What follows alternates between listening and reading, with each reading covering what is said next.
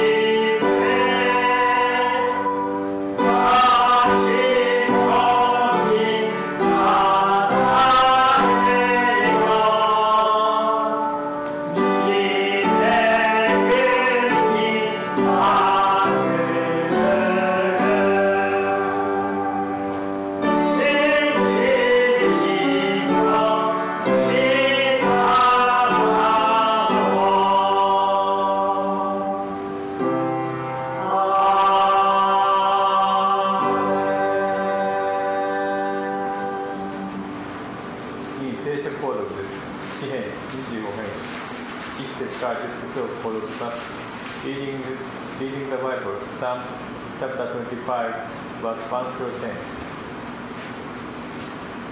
詩編25編1節。主よ、私の魂はあなたを仰いでいます。我が神よ、私はあなたに信頼いたします。どうか私が恥を見ないようにしてください。私の敵が私に立ち起こらないようにしてください。誠にあなたを待ち望む者は誰も恥を見ません。家もなく裏切る者は恥を見ます。主よ、あなたの道を私に知らせ、あなたの小道を私に教えてください。あなたの真理のうちに私を導き、私を教えてください。あなたこそ私の救いの神。私はあなたを一日中待ち望んでいるのです。主よ、あなたの憐れみと恵みとも覚えていてください。それらは古しえからあなたのですから。若い時の罪や背きを覚えていないでください。あなたの恵みによって私を覚えていてください。主よ、あなたの慈しみの家に。主は慈しみ深く正しくあられる。それゆえ罪人に道を教えられる。主は貧しい者を公義に導き、貧しい者にご自身の道を教えられる。主の小道は皆恵みと誠である。その契約とその諭しを守る者には。アーメン。お座りください。次に聖歌458番、罪よりも黒く心の味を賛美します。「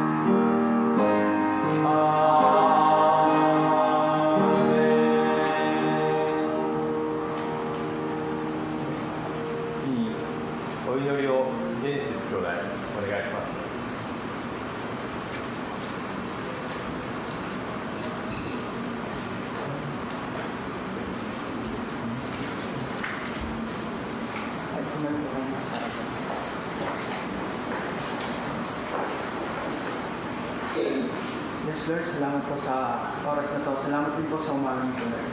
Lord, salamat po sa buong linggong kalakasan at pagpapasyon po sa amin sa pagtatrabaho namin.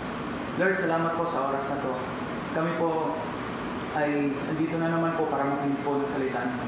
I-guide po yung puso't isipan namin na maunawaan namin yung salita niyo po na hindi lang po lumabas sa kabilang tenga namin, kundi manatili po sa puso't isipan po namin. Lord, pinag-pray din po namin yung mga kapatiran namin na parating pa po. Ingatan niyo po sila sa daan, papunta rito po sa bahay-sambahan po. Pati na rin po yung tatayo sa pulpito, Lord, si Pastor Kenjo, si Pastor Lu, pati na rin po si Ate Naomi ko na wala po dito nga, ingatan niyo po sila, i-guide po sila, i-bless po sila, pati na rin po yung mga family. Salamat po sa katagumpayan sa oras na to, Lord. Salamat po sa mga blessing, sa pagmamahal niyo po sa amin. Binabalik ko po ang lahat ng papuri po sa salamat, Lord, sa pangalan ni Jesus. In Jesus' name we pray. Amen.次、聖歌232番を賛美します。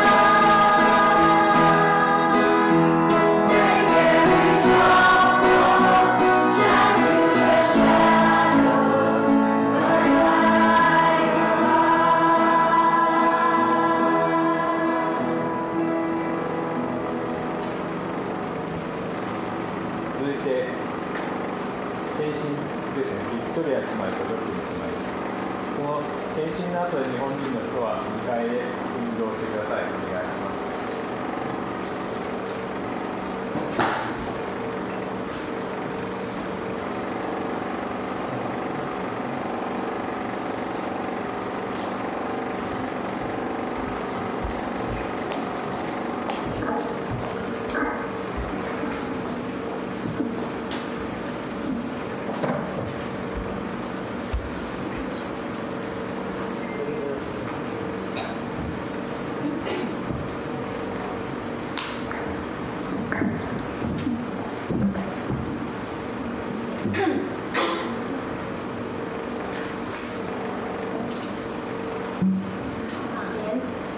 Magandang umaga po sa lahat. Ayan, purihin ko yung Panginoon dahil binigyan ko kami ng pagkakataon na makapag-ayos sa kanya ng awitin. おはようございます。すごくこれも歌をあげるのはすごく感謝します。本当ありがとうございます。So, yung title po na aawitin namin ay Safe. At may babasahin na po akong verse. Psalm 91 verses 1 and 2. He who dwells in the secret place of the Most High shall abide under the shadow of the Almighty. I will say of the Lord, He is my refuge and my fortress, my God, in Him I will trust. 曲名はsafe 安全な場所安全。Here 91 Psalm 91 verses 1 and 2. とverse の1から2まで。Ayan, so, tunay nga po na napakabuti na Panginoon sa buhay natin. So, yung kanta po na ito ay hinimansin po na sa kabutihan ng Panginoon sa buhay ko. So, the past days po, ang dami ko pong pinag-aaral actually. So, ipapasalamat na ako sa Panginoon dahil despite ng mga nangyayari, naramdaman ko pa rin yung proseso ng Panginoon sa buhay ko at alam mo, hindi niya ako pinabayaan. So, maraming salamat sa Panginoon dahil sa kanya po wala pang favoritism, so lahat pantay-pantay, mataas man tayo, mababa, simple o mayaman man tayo, tanyag man tayo o simpleng tao, mabata man o matanda, lahat po sa Panginoon ay pantay-pantay. So maraming salamat po muli sa kabutihan ng Panginoon sa buhay. 最近の自分での経験やトラブルを受けたけど、神様に感謝して、やはり神様はすごくお金持ちではなくて、貧乏ではなくて、みんな同じく見ています。同じく愛情をしています。それをとても神様に感謝をしています。これはぜひよろしくお願いします。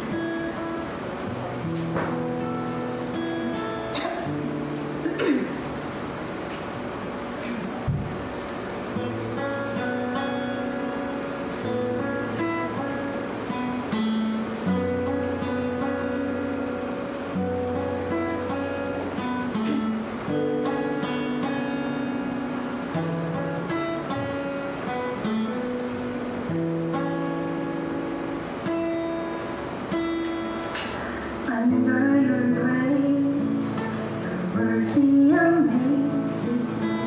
Under your wings, your shadow covers me. The promise of love, my heart is safely undone.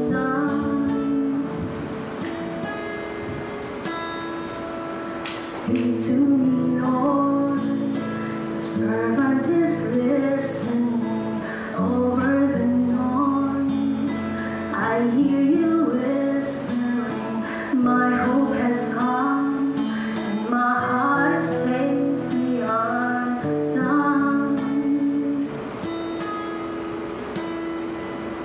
I found my fortress in you, and my soul is anchored with you.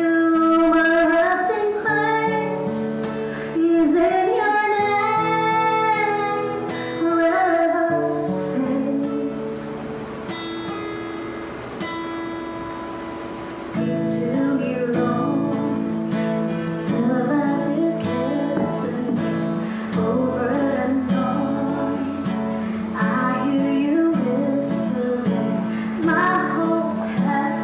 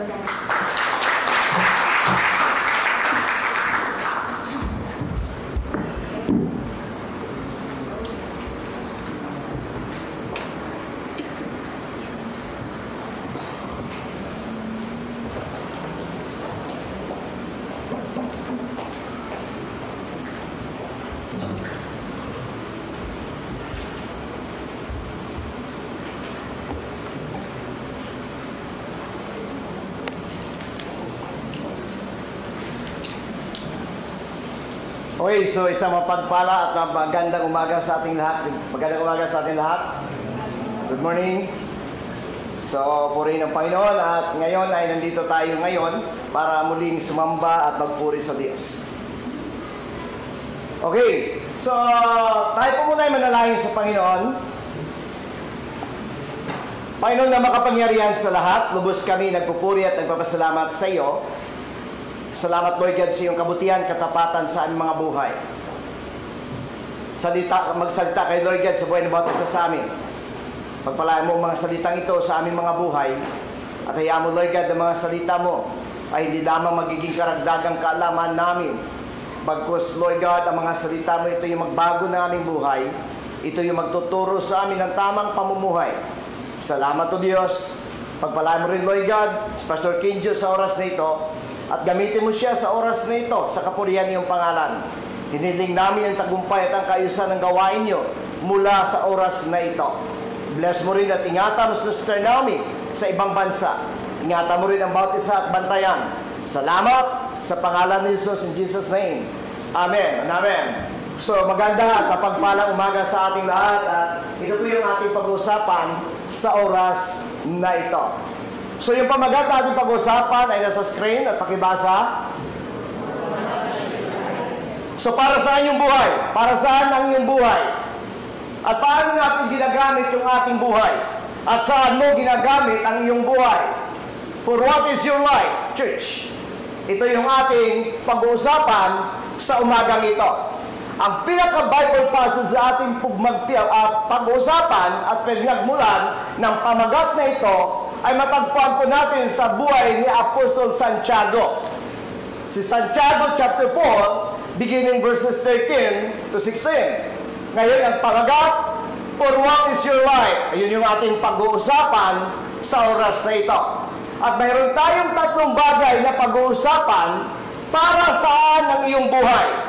At doon sa tatlong ito ay makikita natin sa oras na ito. Pakibasa ng verse 13.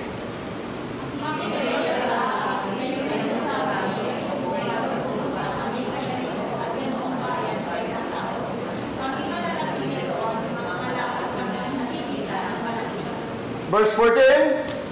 Hindi na niyo alam kung ano ang mangyayari sa inyo sa araw ng bukas. Ang buhay ninyo ay para gusto lamang sa sanaling ikaw at agad-agad dapat.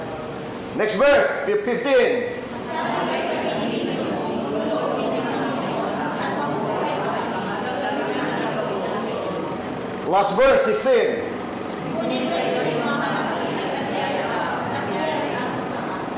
So ito yung mensahe ni Pablo o ni Santiago, hindi lamang sa kanilang kasaysayan ng mga Israelita at the time, baging sa bawat isa. May apat o may tatlong bagay tayo pag-usapan, para saan ba ang iyong buhay? Para saan ba ang buhay ko? Ang sabi ni Pablo, verse 19, makinig kayo sa akin. Kayong nagsasabi, ngayon o bukas, pupunta kami sa ganito at ganong bayan. Kaming manatili roon at mangalakal kami at kikita ng malaki. 14, hindi ba nga ninyo alam kung ano ang mangyayari sa inyo sa araw na bukas? Ang buhay ninyo ay parang usok lamang. Sandaling lumilitaw, agad nawawala. Verse 15, sa halip, sabihin ninyo kung loobin ng Diyos o ng Panginoon, mabubuhay pa kami at gagawin namin ang ito o iyon. Last verse, ngunit ngayon, nagmamalaki at nagmamayabang, yan ay masama. May tatlo tayong bagay na pag-usapan para saan ang iyong buhay. Para saan yung buhay ko. Based on the title o pamagat o Bible verse, ipin-emphasize ni Santiago na ang buhay ay ito. At nagbigay siya ng paalala o warning doon sa bawat mananampalataya na mas madalas advance tayo kaysa God. Ano, church? Kaya nga mas madalas ang dami hindi ho masama magplano. Pero yung paplanuin mo, ito yung gagawin ko sa sunod na buwan linggo, ito yung nangyayari during the time of Apostle Santiago. Kaya sabi ni Santiago, hangal kayo. Ang buhay ay hindi nyo alam. Kaya nga, kapag may plano tayo, dapat ang lagi natin sinasabi, kung loloobin ng Diyos. Amen, church. Alam niyo kung bakit? Ang dami ating plano, pero sure ka ba na buhay ka pa mamaya? Sure ba natin na buhay pa tayo bukas? Pwede tayo mag-advance na plano, pero yung buhay ng tao ang nagpapatakbo ang Diyos at hindi tayo. Pwede tayo mangarap sa sunod na buwan, pero ang magpapasya yung God. Kaya sabi ni Santiago, sa gabing ito, sinabi ni Pablo, makinig kayo, Santiago, makinig kayo. Ngayon sinasabi niyo, bukas, pupunta kami sa ganitong gagawin na maghanap buhay, magninegosyo. Pagdating sa verse 14, hindi niyo alam kung ano ang mangyayari bukas. Tama ba, church? Mali. Okay? Pwede tayo magplano, advance na plano, pero ang God ang nakakaalam ng magplano kung mangyayari ito o hindi. Kaya nga, madalas kapag sinasabi ko kung lulubin ang Diyos, ang lagi kong ginagamit sa church o sa gawain, kung buhay pa ako. Tama? Kasi hindi mo nga alam eh. Ngayon, may tatlong bagay tayo na pag-usapan sa gabing ito. Para saan ang iyong buhay? Number 1. Makibasa? The duration of your life. So ito yung dapat natin makita. Ang tagal ng buhay. Kaya sabi ni Santiago, ito yung plano nyo, pero dapat nyo maintindihan, gaano ba katagal ang buhay? Amen? Gaano ba ang haba ng buhay ko? Gaano ba katagal ang buhay? Pwede pa ba ako mabubuhay tomorrow? Church, sabi nga ni isang pastor, kapag inilagay mo sa isipan mo na mabubuhay ka pa sa kinabukasan, mamumuhay ka bilang tamad na Krisyano. Ang dapat ilagay mo sa isipan na mabubuhay ako ngayon because today is the last day. Dahil mamaya, hindi mo alam. Tama ba, mali? Kasi pag bukas, kaya nga marami mga tao, saan ka na ako maglilingkod? Bata pa naman ako eh. Saan ka na ako maglilingkod pag ito na? Saan ka na ako magiging seryoso sa pag-church? Kapag may edad na ako. Pero church, sabi ni Santiago, hindi mo alam ang bukas. Dahil ang tagal ng buhay at yung sinasabi dito, the duration of your life, hindi mo alam. Hindi mo alam kung gaano at hindi ko alam kung gaano katagal yung buhay natin sa mundong ito. Look at the verse 14 kung ano sinasabi ni Santiago. Basahin natin yung verse 14.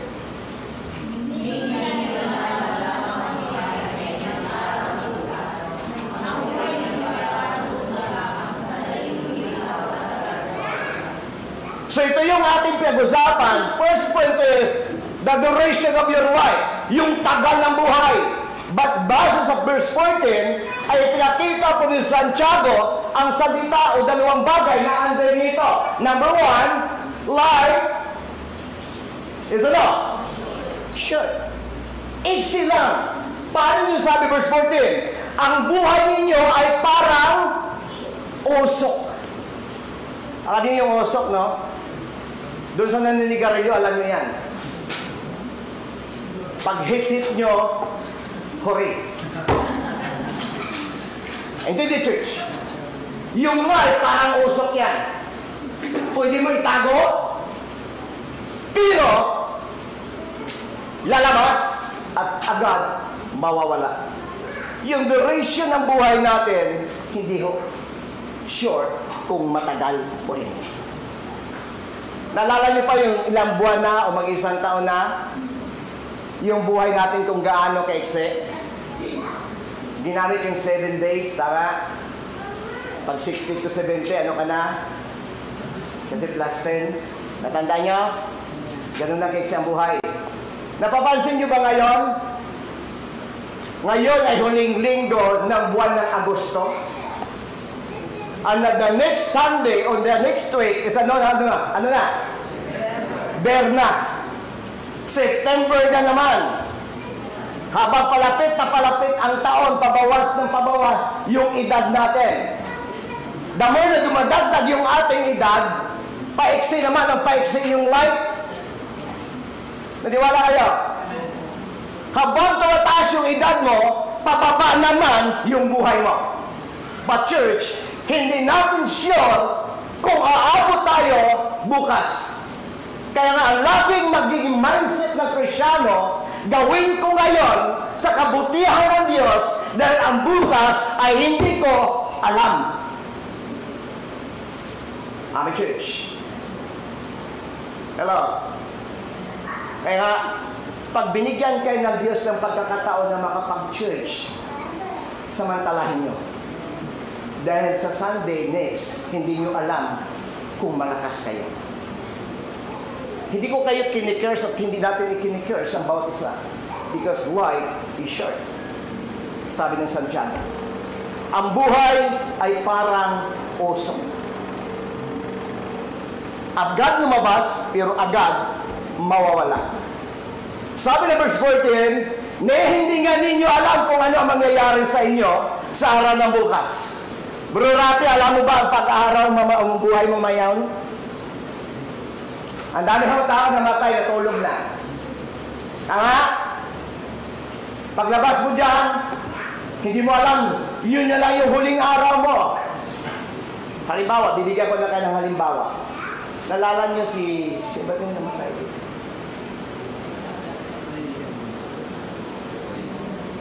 Ano yun? Yamasaki, no? Pero mo, habang nagpe-pray pa siya, tapos hindi ko makalimutan yung pagbagsak niya. Kasi yung huling salitang binitawan niya na nagpe-pray siya, nung time na yun ako mag-message, Lord, i-bless mo si Pastor Louie. Gamitin mo siya. Mamaya konti, wala ng boses. Sabay na isang tunog. Ganyan yung buhay, church. Pwedeng habang nakatayo ako dito, end na pala ng buhay ko, 80 seconds, pwede ako mawala at mabagsak dito. Habang nakaupo tayo, pwede mangyari yung mga bagay na hindi dapat mangyari. Because hindi mo alam ang buhay. Life is short. Amen? Kailan ho tayo mag-decision na magsunod sa Diyos? Gayong hindi mo alam ang bukas at ang buhay mo. Huwag mong ipagmalaki na malakas ka ngayon. Isang lalaki, ang laki ng katawan at nag-gym siya, halos 3 times a week. Pero habang sa pagbuhat niya ng hisobra, pagkakataon dahil kampante siya, pagbuhat niya, pumutok yung ugat, bumulwak ang dugo sa bibig niya, collapse. Ang iniisip niya dahil kasanayan niya na ang pagbubuhat, ang akala niya, ligtas siya. Pero sa mga oras na yon, yung huling pagbubuhat niya. Kaya church, hindi pinag-uusapan dito yung laki at liit ng katawan. Hindi pinag-uusapan yung edad ng buhay ng tao. According to Apostle Paul, the duration of life ay may end ito. At walang nakakaalam ng buhay ng tao. Kaya sabi ng mga tao ito, kung mulobin ng Diyos, pupunta kami dito at mga lakal. Verse 15, ang sagot ng Diyos, hindi nyo alam ang bukas. Because why? Katulad lang ng usok. Amen? Amen, church? Kaya wala po tayo pwede pagmalaki. Alam ng Diyos yung hangganan ng buhay. Pero alam niyo, ang pinakamasarap na buhay na hindi mo pagsisihan, na sa oras na harap ka at kinuha ka ng Diyos, ginamit mo ang buhay mo sa tama para sa paglilingkod sa Diyos. Anong title? Anong title natin? Or what is your life? Para saan ang iyong buhay? Para dito?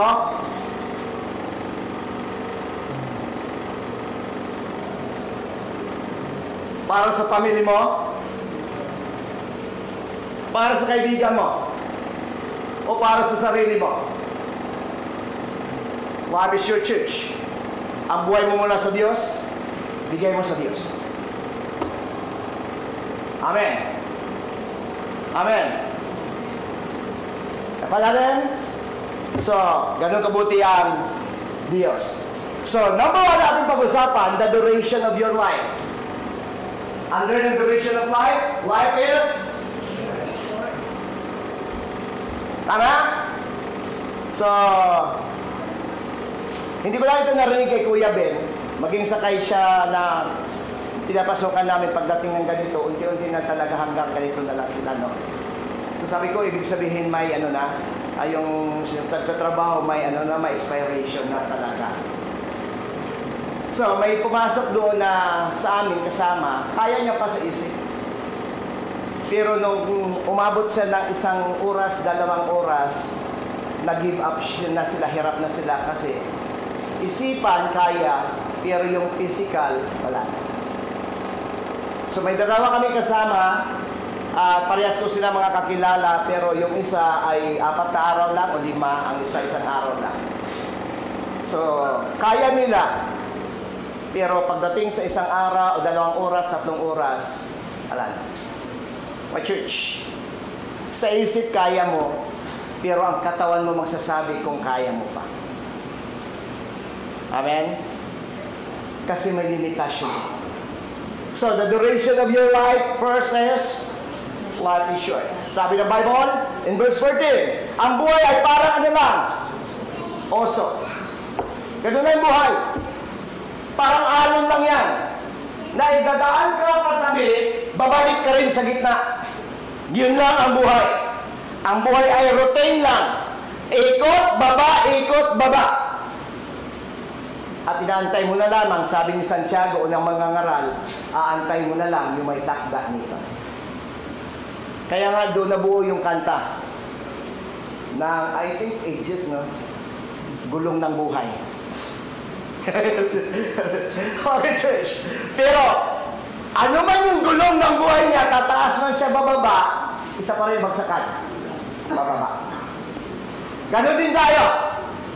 Gaano man tayo pagkilala, gaano man tayo kayaman, isa pa rin ang hantungan. Kamatayan. Amen? Walang mayaman na natiling mabuhay. At walang kilala na manatiling buhay. Mayaman man o kilala, isa ang kinahantungan. Kamatayan. Because life is short. Amen, church. But ang Bible na nagtuturo, yung wise people, yung mga tao na naglilingkod at nagbigay ng oras para paglingkuran ng Diyos. Why, church? Lahat ng ginagawa natin sa kaisya sa mundong ito, hindi makalimutan ng tao. Makalimutan ng tao yan. Kahit anong gawin mong kabutihan, sakripisyo sa kaisya mo, one day, pag wala ka, makalimutan yan. But ang pangako ng Diyos in John of 1 Corinthians 15:58, our river in the Lord is not in vain. Amen? Wala pa pong tao ang trabahador na binigyan ng ano? Binigyan ng rebulto sa kaisya. Wala. Amen? Wala pa. Pero ang pangako ng Diyos, yung ginagawa natin sa God, hindi ito makalimutan ng Diyos. At one day, haharap tayo sa Diyos para tanggapin ang award ayon sa iyong ginagawa. Kaya nga iba ko yung putong of life, iba din yung reward ng life. Ang putong, lahat na tumanggap, mayroon korona ng kaligtasan. Pero yung reward, resulta ng ginagawa mo habang ginagamit mo ang iyong oras at buhay sa mundo. Ano title? For what?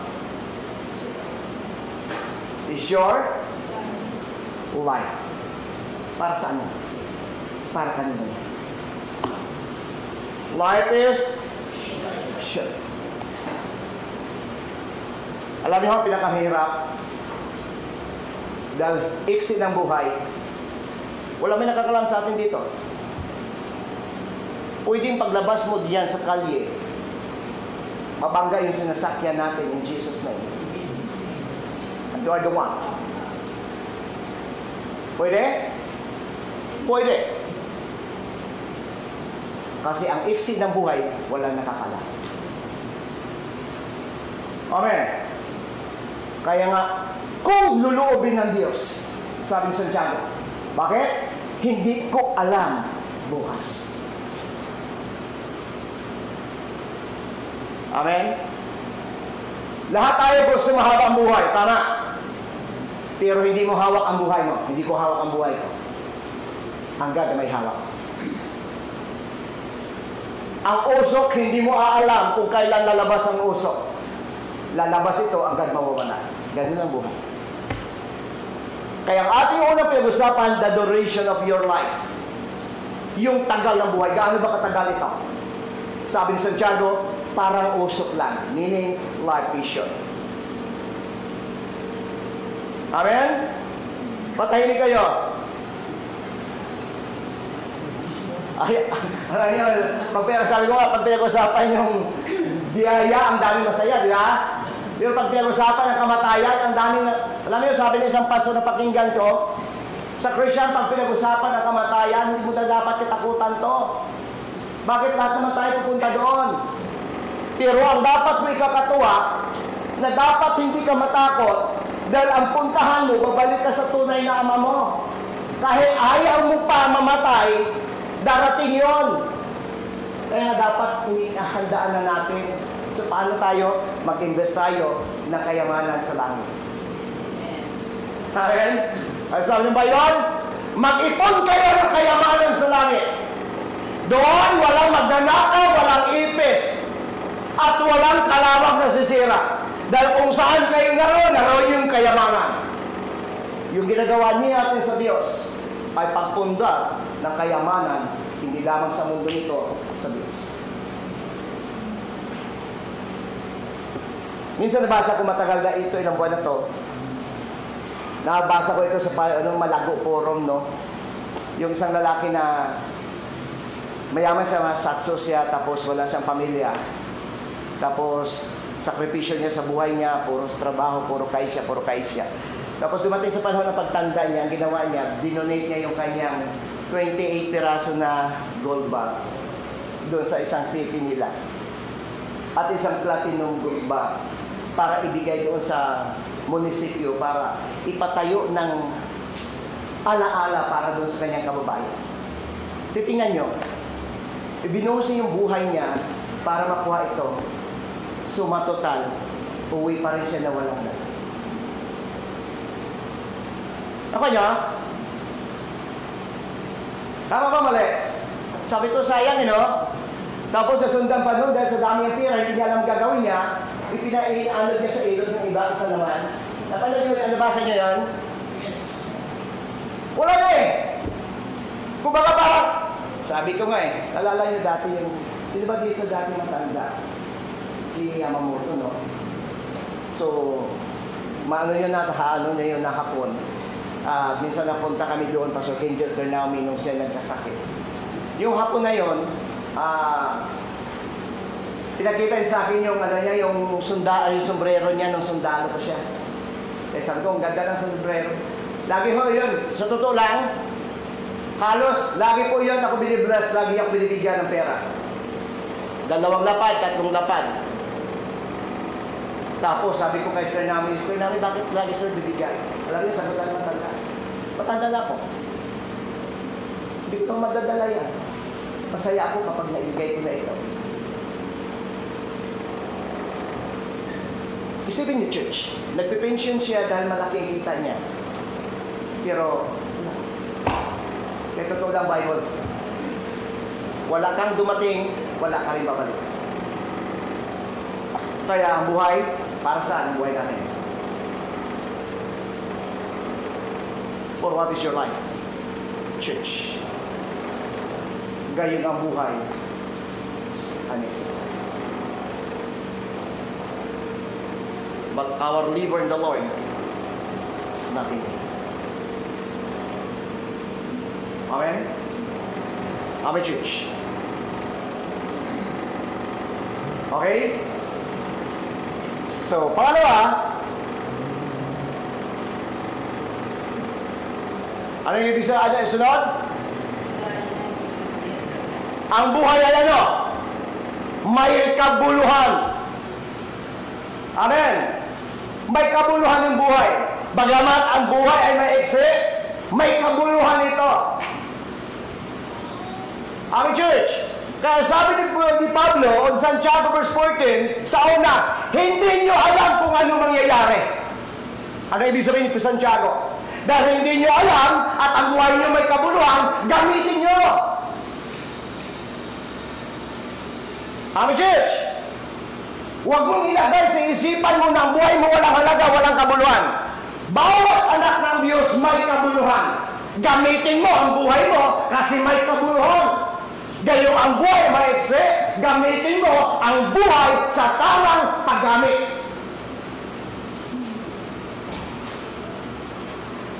Amen, church. So, okay na tayo? Amen? So, tahimik tayo lahat, ha? So, gabi, tahimik din kayo. Bakit kaya tahimik tayo lagi? So, saan na tumatawa?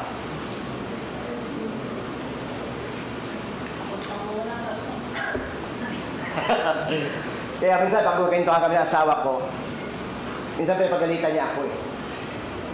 Ikaw, bibig mo. May power yung bibig. Sabi ko, yes, may power yung bibig. Pero alam mo kung bakit? Sa ayaw sa gusto mo darating tayo. Ayaw ko. Kung nga, sabi ko, gusto ko, kung luluobin ng Diyos, malakas pa ako. Gusto ko kahit 100 taon, okay na ako eh. So gusto 100 taon na bubuhay. Lahat tayo, ya? Alam nyo, dahil ba sa Pilipinas, may pira. Pero alam niyo, church, sabi sa Santiago na mga ngaral, gaano man kahaba ang buhay mo kung hindi mo ginamit para sa kapurihan ng Diyos, walang kwenta ang buhay. Amen? Amen. Gaano man kahaba ang buhay mo pag hindi mo ginamit sa Diyos, walang kwenta ang buhay. Sabi ni David, mas gusto ko na 1,000 taon basta sa templo ng Diyos kaysa 1,000 taon na iba naman yung kasama. At isang araw lang, sabi ni David, masaya nga ako. Kasi 1,000 taon na iba yung kasama. Amen. Kaya pag mahaba ang buhay mo at ginamit mo para sa kapurihan ng Diyos at sa gawain ng Diyos, sabi ng Bible, tayo yung mga wise people. Dahil sa mundo, ang matalino, yung nag-imbak na maraming kayamanan sa mundo. Matalino. Sa Diyos, ang nag-imbak na kayamanan sa langit, yun yung matalino. Bakit? Yung pinaghirapan natin sa mundong ito, pupunta sa wala. Wala tayong dala, babalik din tayong walang dala. Pero sa Diyos, yung ginagawa mo, aanihin mo dito, aawardan ka doon. Amen? So, Bro Rapi? Sabi Bro Rapi, ako nalalaki dito ni Pastor. Ayaw ko sunod si Bro Agner naman. So, pangalawa, number 1, life is short. Number 2, life is significant. Mayroon siyang kabuluhan, mayroon siyang halaga. Verse 14 pa rin. Hindi nyo alam kung ano ang mangyayari sa inyo sa araw ng bukas. Ang buhay ay parang usok lamang, sandaling lumitaw, agad din na mawala. So, anong ibig sabihin sa unang salita niya sa verse 14, ang ginamit niya, hindi nyo alam kung ano ang mangyayari sa inyo sa bukas. Alam niyo yung salitang yan, ibig sabihin ito. Dahil hindi mo alam ang ginagawa mo, ang buhay mong mahalaga, gamitin mo na may halaga. Pelikula lang yung sinasabi ni James Bond, Tomorrow Never Die. Walang nakakaalam ng bukas. Dahil ang buhay ay may kabuluhan, ang buhay mahalaga. Gamitin mo na mayroong kabuluhan.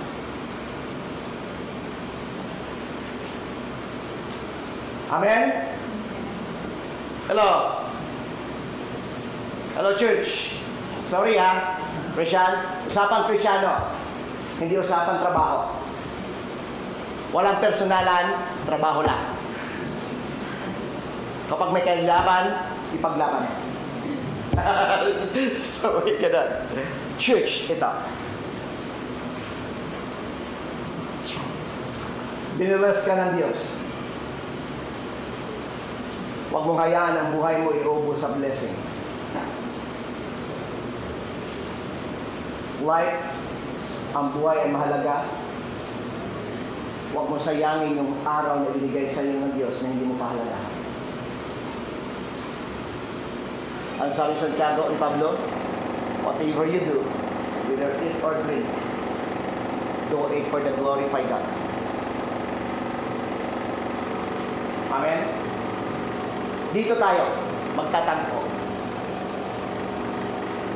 Huwag nyo ipagpalit yung ginagawa nyo sa Diyos sa kinanang yaman sa mundo. Ang ginto, mawawala ang halaga o pera. Pero ang ginagawa mo sa Diyos, hindi ito mawala ng kabuluhan. Tama ba, mali, church? Pastor, ang pira ay mahalaga sapagkat ang kayamanan ay kalusugan. Tama ba? Bakit nasabi ko ang kayamanan ay kalusugan? Kasi pag may pira, kahit masama pakiramdam, gumagaling bigla. Kaya ang kayamanan ay kalusugan. Tara! Kahit na may sama pakiramdam at tatawag si brother sa inyo, 1.5 per hour.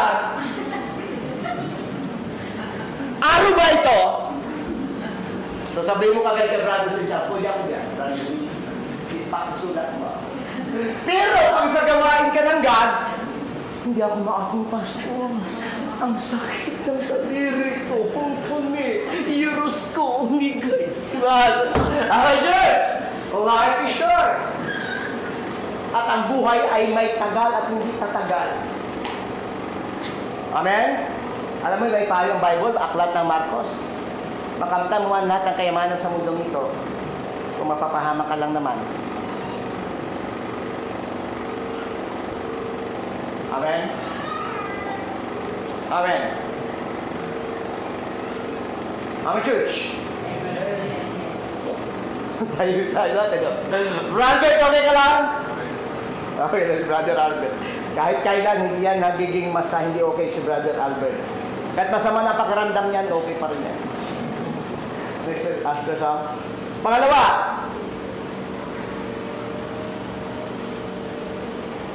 Duration, and then ano sabi niya?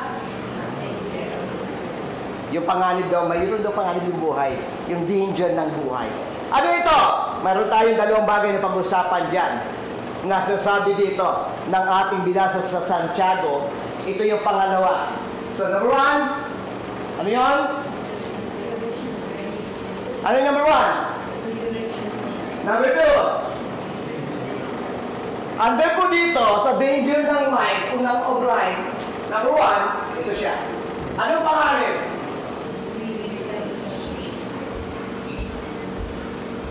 Ano daw? Pag tayo na mamumuhay bilang isang makasal.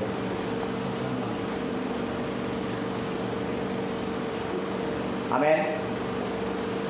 Amen, church. Nabubuhay po tayo hindi para sa sarili lang. Nabubuhay din tayo para sa iba. At ito yung panganib ng buhay kapag namuhay tayo na ano? Makasariling buhay. At dito may dalawa tayong pag-usapan. Number one, sabi ng Efeso, pakibasa.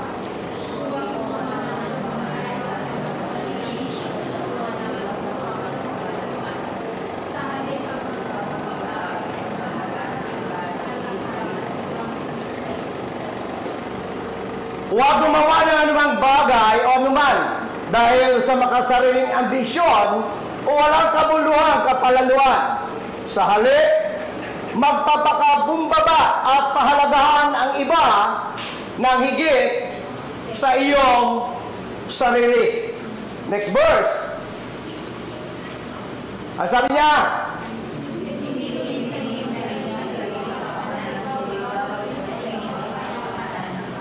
hindi tumitingin sa iyong sariling kapakanan, kundi sa bawat isa sa inyo sa kapakanan ng iba. Number 2, second points natin ay ano? Danger of life. Under dito mayroon, number 1, ano ba pala ng Bible? According to Pilipos, huwag maging makasarili. Pahalagahan yung iba, huwag lang yung sarili. Huwag puro damdamin natin intindihin. Damdamin naman ng iba intindihin natin. Amen? Kaya madalas tayo nagkasakitan kasi puro damdamin natin ang pinag-uusapan. Minsan naisip ba natin na bago natin pahalagahan yung damdamin natin, intindihin din natin yung damdamin ng iba. Ito yung mapanganib kapag namuhay tayo bilang makasarili. Kapag tayo nabubuhay sa ating sarili lang, lahat ng tao mali sa iyo, ikaw lang tama. Lahat ng tao walang karapatan, ikaw lang may karapatan.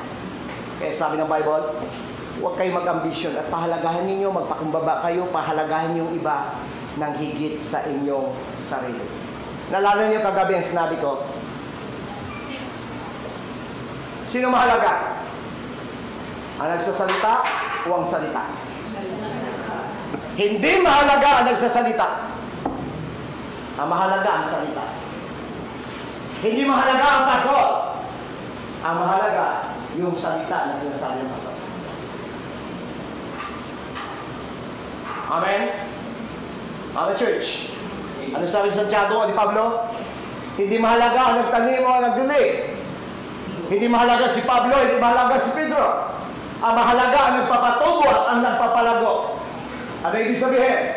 Ang pastor, hindi yung kung ano mahalaga. Yung mahalaga para dumago tayo, tumubo, yung God at ang salita ng Diyos. Kaya ang pastor, hindi niya salita yan. Ang Biblia, salita ng Diyos. Ano yung pinag-usapan natin kagabi? Anong tayo Bible verse? 2 Peter chapter. Hala, kagabi lang na pag-usapan. 2 Peter chapter 3, verse 16. Salamat na lang, may kudigo. Anong sinabi niya unang paragraph? All scriptures, ayan o, inspired by God. Lahat ng kasulatan, kinasihan ng Diyos. Hindi ho sinasabi ni Pedro na ang Biblia kinasihan ni Pastor. Ang Biblia kinasihan, hiningahan ng Diyos. And in the church. Sunod, sabi ni Pablo sa Pilipos, huwag kayong gumawa ng anuman dahil sa makasariling ambisyon o kabuluhan at kapalaluan. Sa halip, magpakumbaba at pahalagahan ng iba ng higit sa inyong sarili. Verse 4, hindi tumitingin sa iyong sariling kapakanan, kundi sa bawat isa sa inyo sa kapakanan ng iba. Ito lagi sinasabi ko sa pamilya ko, sa asawa ko. Di bali ikaw madaya, huwag tayo mandaya. Di bali tayo ang nalamangan, huwag tayo manlaman. Di bali tayo ang maloko, huwag tayo manloko. Di bali kayo saktan, huwag tayo manloko. Amen? Amen. Bakit tayo kayo? Pastor, hindi na bayan, uso ang bayan. ang aking paninindigan kapag may katwiran ipaglalaban. Amen, church. Ang Kristyano, si Christ, may daming dahilan para lumaban at mga katwiran. Pero hindi niya ginawa ang katwiran ito kahit may katwiran siya. Kasi ang sagisag ng pagiging makasariling tao ay kapalaluan.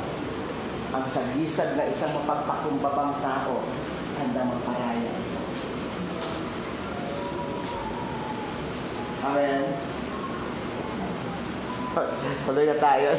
Bro Rapi, nahibig na bro eh. Bro Rapi, tuloy-tuloy na tayo. Okay, tuloy tayo. Pangalawa, Master Sam. Ano pangalawa? Yung pangalawa, yung ano, second point catch natin yan, danger of life. Tapos ilalim ng living ano?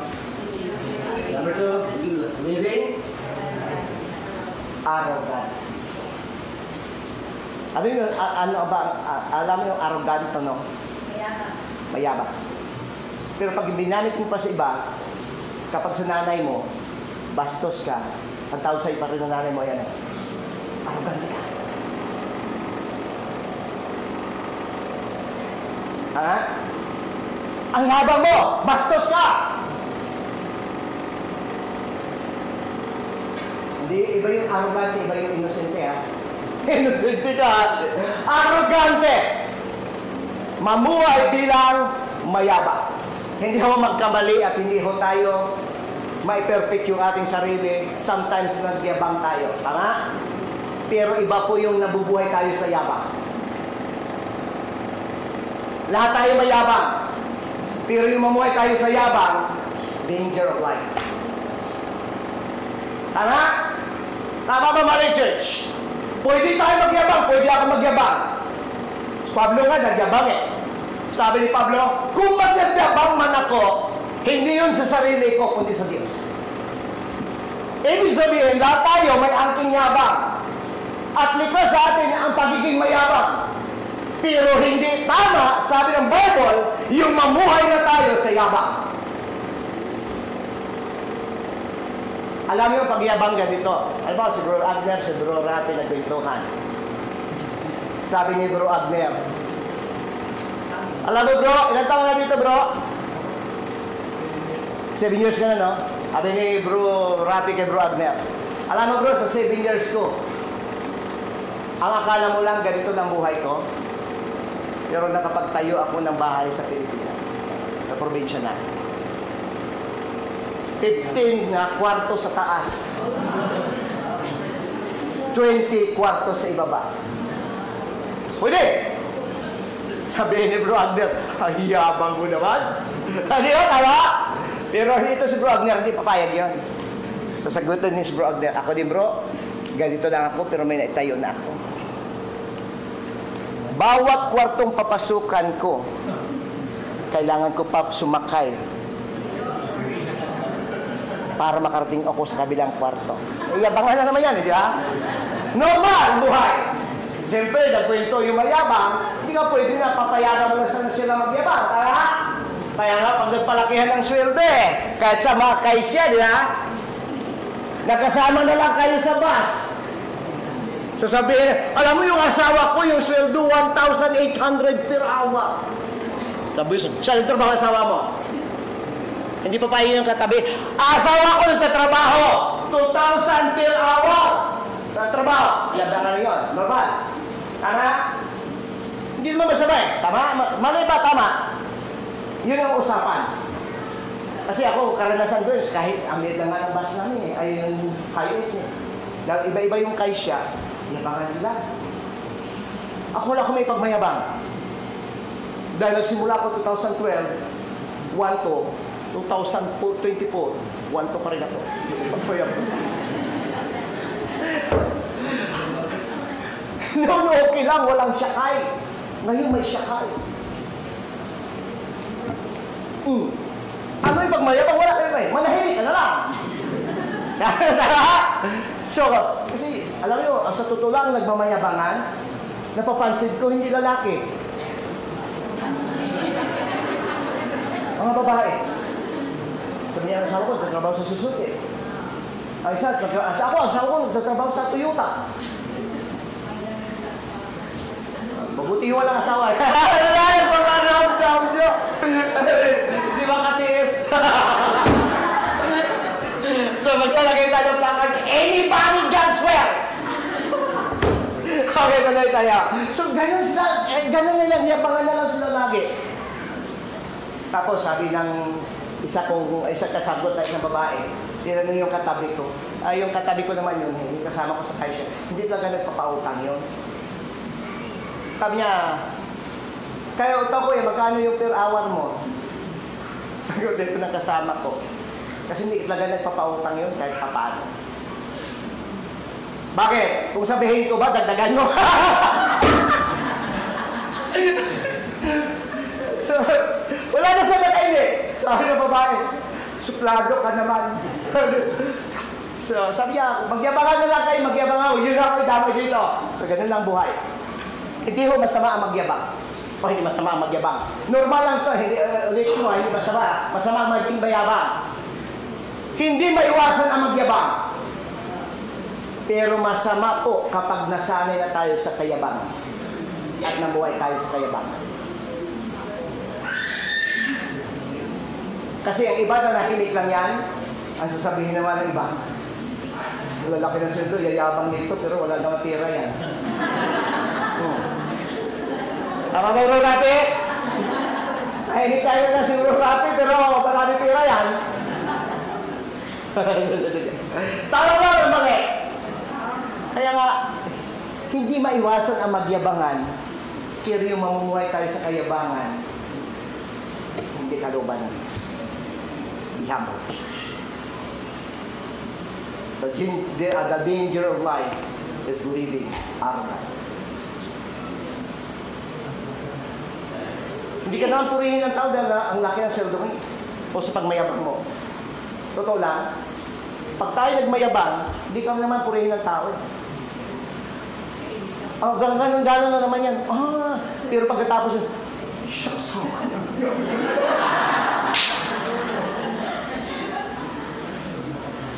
lahat! So, paano yun ito? Kaya ang tao, may dalawang mukha. Ang isa, poker face. Hindi. Tuloy na tayo. Pwede ka mag-oo, pero sa isip mo, puso mo. Pero alam niyo ang God, diba? Pag nagyabang tayo, ang Biblia, ang salita ng Diyos na magsasabi sa iyo, anak, be humble. Yan ang trabaho ng Diyos. Tigilan mo na ang pagiging arrogant.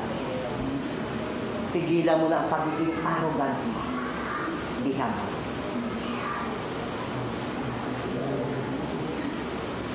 Ama? Ama ba, mali?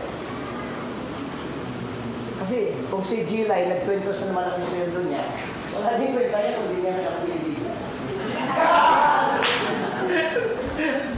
Tama ba, mali? Kasi ang tao, di kasi sa tao ng ganyan. Sabi ko nga sa inyo, simple lang eh. Minsan may dinala sa akin na isang pastor, si Pastor John. Dinala niya sa akin noon sa Star Mall. Pag nakita mo yung tao, pulubi eh. Alam na asawa ko siya, pulubi talaga.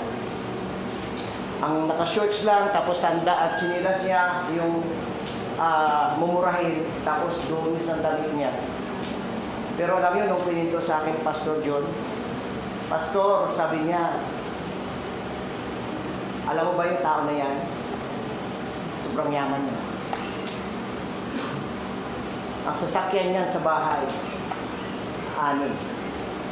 Yung isang sasakyan niya na Land Cruiser pinapagamit sa akin kapag nagagawa ng taon.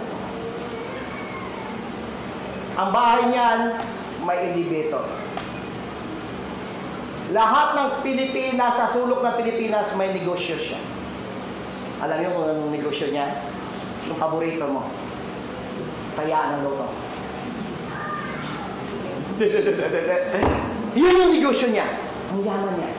Pero alam mo, nagulat ako eh. Ang dungis ng damit niya. Dahil ayaw niya mapagkamalan ng maging. Tama? Pero yung walang pira,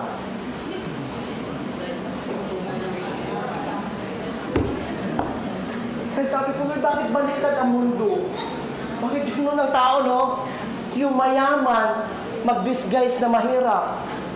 Yung mahirap, mag-disguise na mayaman. Kaya kapag na-kidnap,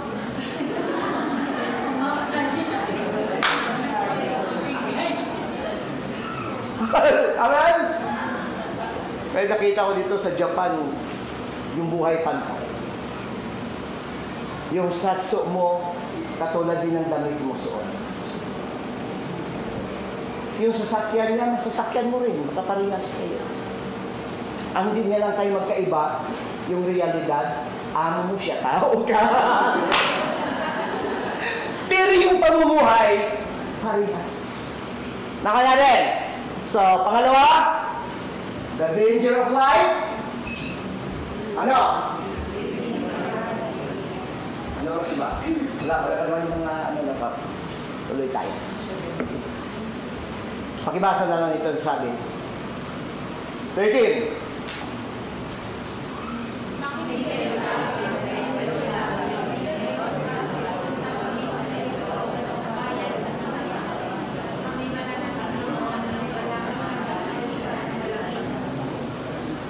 So, mayroon pa dyan anino ng yabang?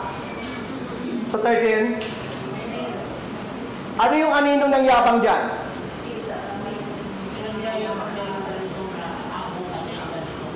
So, sabi ni Kuya Ben, pinagpalaki niya dito yung abutin niya dito, si Ate Elsie naman, yung malaking kita. Talagang, kahit alayo, makalaki siya ng kita. Okay, tuloy na! Ito kung bakit nasabi ko arrogant, no, yung pagiging arrogante na sasabi ni Santiago. Pakinggan niyo, sabi ng verse 13. Makinig kayo sa akin, sabi ni Santiago. Kayong nagsasabi ngayon, bukas ay pupunta kami sa ganito at ganyong bayan. Isang taon kami manatili. Look at the verse 14. Hindi nyo alam ang mangyayari bukas. Anong yabang doon? At madalas natin ginagamit. Kung may plano kami ng pamilya ko sa sunod na December, this coming December, pupunta kami sa Hong Kong. Ang tawag niya parang pagmamalaki. Bakit? Bakit? Totoo yung sabi ko yun, hindi mo siya malaki. Pero sabi mo, nagmalaki siya dahil papaalamin punta sa Hong Kong. Hindi ka lang. Ang nagmamalaki doon, hindi mo alam yung bukas. Kahit mangarap si Bro Rapi pupunta sa Hong Kong at kaya naman niya, hindi pagmayabang yun. Ang pagmamayabang niya doon, binibigyan niya ng assurance na sa sunod na ganito pupunta siya. Gayong hindi mo alam yung araw mo bukas. And then the church, pag ako magpaplano, mangarap, wala naman masamang mangarap, kaya sabi ng Kalikan, ba? Nasa tawang pangarap at pagpaplano, pero ang katuparan sa Diyos magmula. Hindi masamang mangarap, hindi masamang magplano, pero ang dapat ilagay mo sa isipan mo, kung lulubin ng Diyos, tutuloy kami. Amen? Anniversary, nagplano tayo na mag-swimming. Punta tayo ng dagat.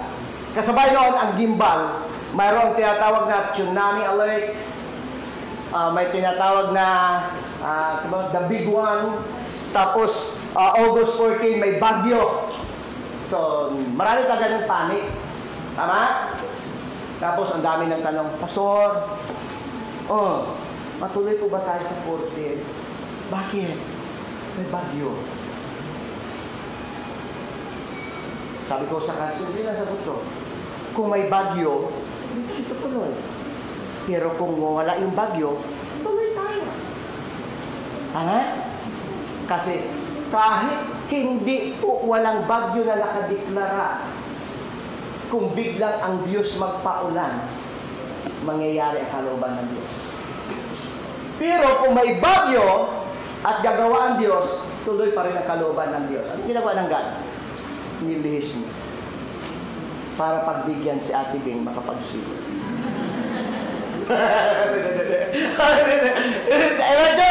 Kasi nga, kung lulobin ng Diyos, kaya nga lahat ng plano natin sa buhay, kung kalooban ng Diyos at lulobin ng Diyos, ito lagi sinasabi, kami ng asawa ko, may plano kami na sa graduation ng anak namin sa Kari, uwi kami. Pero, under sa kalooban ng Diyos. Bakit? Hindi namin alam tayo. Ang haba pa ng panahon. May plano, pero kalooban ng Diyos sa masusunod. Dahil una, ang haba pa ng panahon. At hindi mo pa sigurado yung panahon yan. Okay, sa panghuli.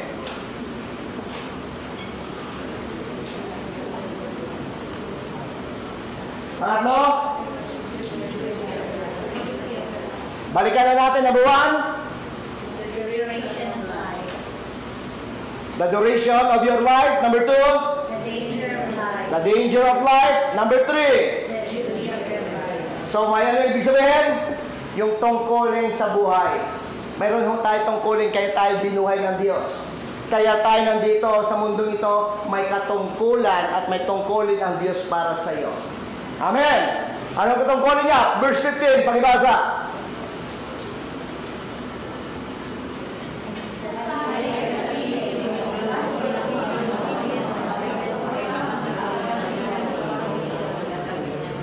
Doon sa tungkulin ng buhay, may under dito at number 1 ay ito. Acknowledging God's will. Ano sabi ng 15:15? Kung luluubin ng Diyos. Ano ibig sabihin? Ito yung plano ko, pero mangyayari yung kalooban ng Diyos. Many church, under the duty of life is acknowledging God's will. Kalooban ng Diyos, yung dapat masunod at mangyayari. Sabi ng kawikaan, nasa tao ang pangarap, pagpaplano at pagpapasya. Pero ang katuparan, kanino magmula? Sa Diyos. Hindi masama ang mangarap, hindi masama magpaplano. Pero ang pinagmula ng katuparan, si Yahweh. Amen. Amen, church. So, number 1, acknowledging God's will. Ang sabi ng verse 15, sa halip, sabihin ninyo kung lulobin ng Panginoon, mabubuhay pa kami at gagawin namin ito o iyon. Ano yung gagawin nila? In verse 14, biyahe kami, travel kami, magbe-business kami. Pagdating sa verse 15, acknowledging God's will. May plano ka, kilalanin mo ang kalooban ng Diyos. Kahit na gusto mo, kung hindi kalooban ng Diyos sa'yo, huwag mo ipilit. Amen? Dapat natin kilalanin yung kalooban ng Diyos. May plano ka, pero dapat mangyari kalooban ng Diyos. Verse 16, pakibasa. Ano ba Sister Sam? 15. Nawala na siya. Okay. Dudugtong mo na lang. Sabi ng 16. Ngunit kayo'y nagmamalaki at nagbiyayabang. Yan ay masama. Kasi nga, buhat doon sa expectation mo at hindi pa plano ng Diyos, bahagi ng pagiging arrogant o arrogant na. Kayabangan. Dahil hindi mo alam ang bukas, kaya mangyari, acknowledging God's will. Kilalanin mo yung kalooban ng Diyos. Kaya sabi ng verse 15, kung luluubin ng Diyos. Amen? Amen. Pangalawa, na panghuli. Ang sabi niyang panghuli,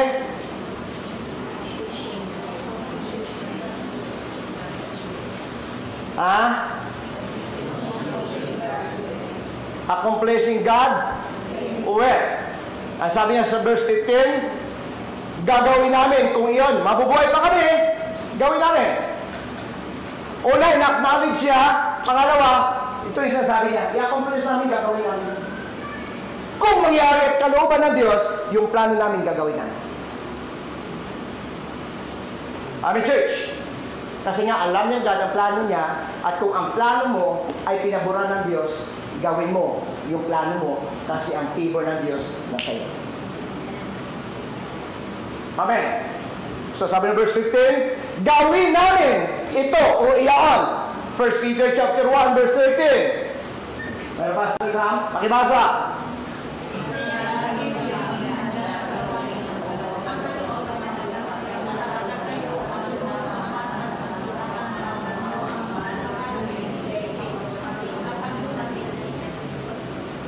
Una, pagkilala sa kalooban ng Diyos.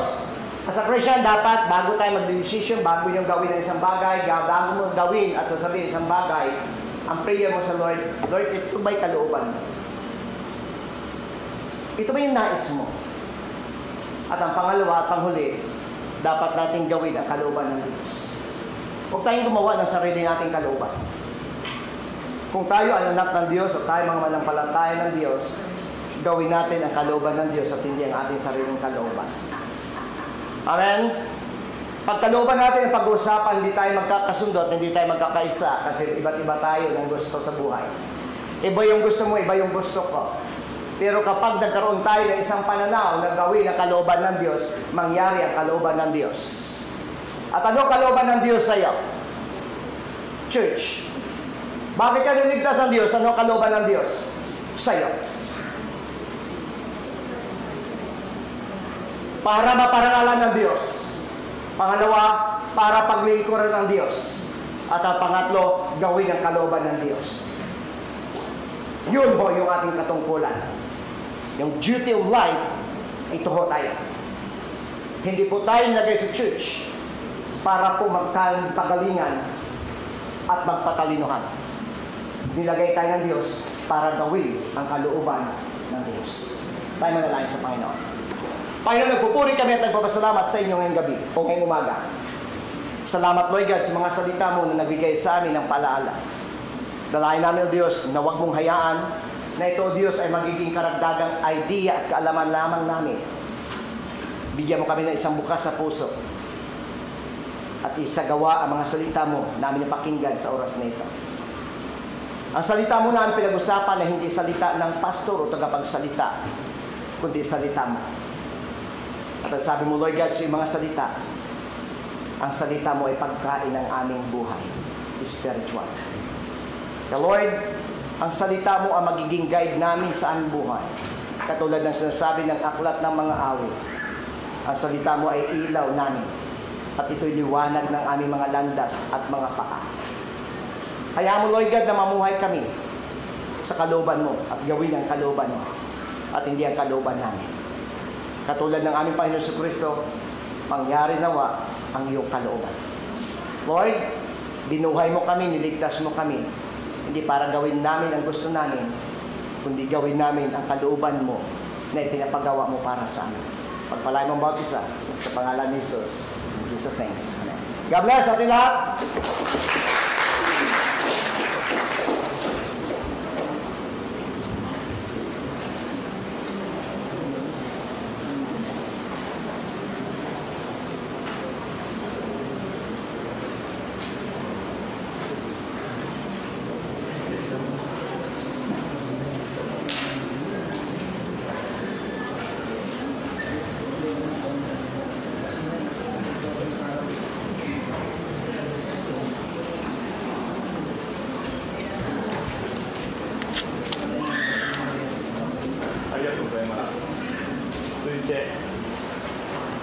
ハレルヤマーチの曲を持ちます。初めて来た方見てください。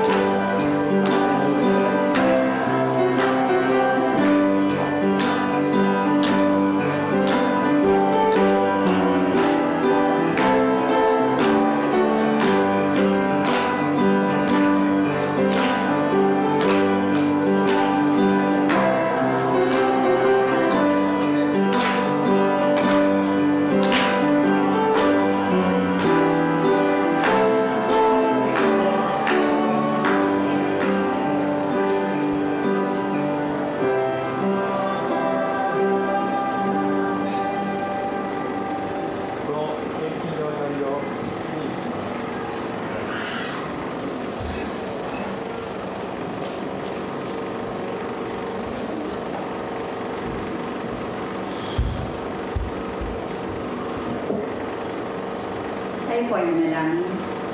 Yes, Lord, ang namin nasa langit, tunay nga patuloy kami nagpupuri at nagpapasalamat. Nagpapasalamat nga po kami, Panginoon, sa katagumpayan ng gawain mo. Salamat sa bawat buhay na ginamit mo sa likuran ng iyong pagpito, Panginoon. Salamat din sa lugar na ito na ipinagamit mo, ipinahiram para, Lord, malaganap ang iyong mga salita. Dalangin namin sa inyo, O Diyos, patuloy mo pagpalain ang buhay ng mga lingkod mo na patuloy mo ginagamit sa pagpapahayag ng mga salita. Buhay ni Pastor Lois, ang buhay ng kanyang pamilya, even kay Pastor Kinjo, Lord God, kasama na rin ang kanyang pamilya po, God, ikaw pagpala sa kanila. Even Sister Naomi, na wala dito ngayon, Lord God, ikaw din ang mag-protect, magpala sa kanyang Panginoon. Lord, salamat po muli sa mga salita na aming napakinggan. Tunay nga, O God, na patuloy mo kaming tinuturuan na patuloy na magpakababa sa inyong harapan. Dahil tunay nga po, God, na wala po kaming maipagmamupuli, wala kaming maipagmamalaki, kahit anuman dahil ang lahat na sa aming buhay, ito'y natunay sa inyo. Kaya, O Diyos, salamat, patuloy mo kaming gabayan sa aming pamumuhay bilang isang totoong Kristiyano, na makita ng mga tao na hindi mananampalataya, na tunay na totoo ang aming paglilingkod sa inyo. Ama, salamat po, Panginoon Lord, sa kaloob na nalikom sa umagang ito. Salamat sa bawat buhay na narito at ang dalangin namin sa iyo, O Diyos, patuloy ang pagpapala ay ibuhos mo sa bawat isa sa amin. Lord God, sa aming pagtatrabaho, ang kalakasan sa bawat araw at ang protection, O God, na ikinagawad mo sa amin. Maraming salamat po. Even sa bawat kaisya na aming pinagtatrabahuan, maraming salamat din po, Panginoon, dahil iyon ay niloob mo at ibinigay mo sa amin para makapagtrabaho kami. Salamat din, Lord, sa bansang ito dahil dinala mo kami, Panginoon, upang, Lord, magamit ang aming mga buhay, hindi lang sa aming kapakanan, kundi po, Panginoon, para malaganap ang iyong salita at ikaw ang maluwalhati. Salamat po, Diyos, muli sa umagang ito. Patuloy namin ipinagkakatiwala ang isang buong linggo na aming tatahakin. Alam namin, Lord, na sinasamahan mo kami, iniingatan at pinoproteksyonan. Even, Lord, na sinasabi nila na may darating na malakas na bagyo, patuloy namin sa inyo pinagkakatiwala ang aming mga buhay. Dahil po alam namin na sinabi mo sa iyong salita in Colossus 3:3 po, Panginoon, ang aming mga buhay ay nakatago na sa inyong mga kamay. Salamat po, Diyos, muli. Alam namin na ang kaligtasan ay nasa amin na, O Diyos, at anumang pahamak ay hindi mo pahintulutan para sa amin. Ama, sa aming pag-uwi, patuloy namin ipinagkakatiwala, ingatan kami sa daan hanggang sa aming pagdating kung saan man kami pupunta ang bawat isa sa amin. Sa iyo ang papuri, sa iyong mataas na pagsamba. At ito ang aming dalangin sa inyo sa tanging pangalan lamang na aming Panginoong Jesus. Amen. Amen. お立ちください。照英を賛美します。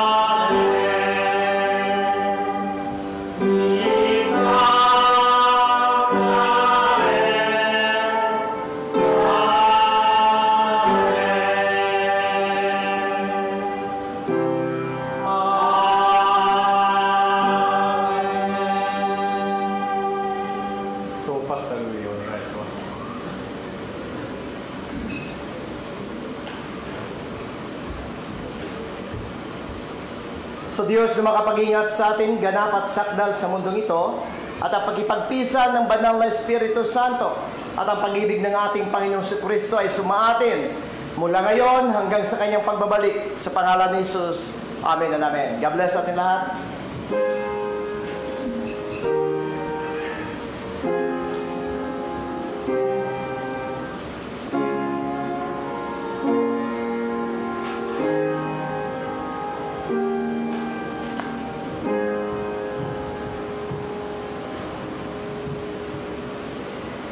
座りください。